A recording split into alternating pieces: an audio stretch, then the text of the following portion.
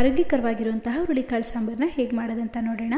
ಮೊದಲಿಗೆ ಒಂದು ಕುಕ್ಕರ್ಗೆ ನೆನೆಸಿಟ್ಟಿದ್ದಂತಹ ಹುರುಳಿಕಾಳನ್ನು ಹಾಕ್ಕೊಳ್ತಾ ಇದ್ದೀನಿ. 1 ಕಪ್ ಆಗೋಷ್ಟು ಹುರುಳಿಕಾಳನ್ನು ಕುಕ್ಕರ್ಗೆ ಹಾಕಿ ಇದನ್ನು 7ರಿಂದ 8 ವಿಷಲ್ ಬರೋವರೆಗೂ ಕೂಗಿಸ್ಕೊಂಡಿದ್ದೀನಿ.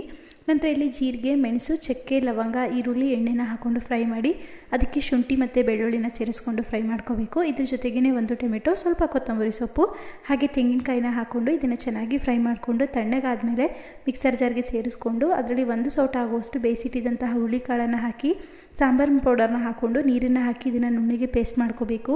ನಂತರ ಕುಕ್ಕರ್ಗೆ ಸ್ವಲ್ಪ ಎಣ್ಣೆ, ಈರುಳ್ಳಿ, ಟೊಮೆಟೊನ ಹಾಕಿ ಫ್ರೈ ಮಾಡಿ ರುಬ್ಬಿಟ್ಟಿದ್ದಂತಹ ಮಸಾಲ ಪೇಸ್ಟು, 1 ಕಪ್ ಆಗೋಷ್ಟು ಹುಣಸೆಹಣ್ಣಿನ ರಸ, ಬೇಯಿಸಿಟ್ಟಿದ್ದಂತಹ ಹುರುಳಿಕಾಳನ್ನು ಸೇರಿಸಿ ಒಂದ್ಸಲ ಮಿಕ್ಸ್ ಮಾಡಿಕೊಂಡು ಗಟ್ಟಿಯಾದರೆ ಸ್ವಲ್ಪ ನೀರನ್ನು ಸೇರಿಸ್ಕೋಬೇಕು. ರುಚಿಗೆ ಬೇಕಾದಷ್ಟು ಉಪ್ಪನ್ನು ಹಾಕಿ ಕುಕ್ಕರ್ ಲಿಡ್ನ ಕ್ಲೋಸ್ ಮಾಡಿ 2 ವಿಷಲ್ ಬರೋವರೆಗೂ ಕೂಗಿಸ್ಕೊಂಡಿದ್ದೀನಿ. ನಂತರ ಒಗ್ಗರಣೆಗೆ ಸ್ವಲ್ಪ ಎಣ್ಣೆ, ಸಾಸಿವೆ, ಬೆಳ್ಳುಳ್ಳಿ, ಕರಿಬೇವು, ಒಣಮೆಣಸಿನ್ಕಾಯಿನ ಹಾಕ್ಕೊಂಡು ಒಗ್ಗರಣೆಯನ್ನು ಸಾಂಬಾರ್ಗೆ ಹಾಕೊಂಡ್ರೆ ರುಚಿಯಾಗಿ ಹೆಲ್ದಿಯಾಗಿರುವಂತಹ ಹುರುಳಿಕಾಳು ಸಾಂಬಾರು ರೆಡಿ ಆಗುತ್ತೆ. ವಿಡಿಯೋ ಇಷ್ಟ ಆಗಿದ್ರೆ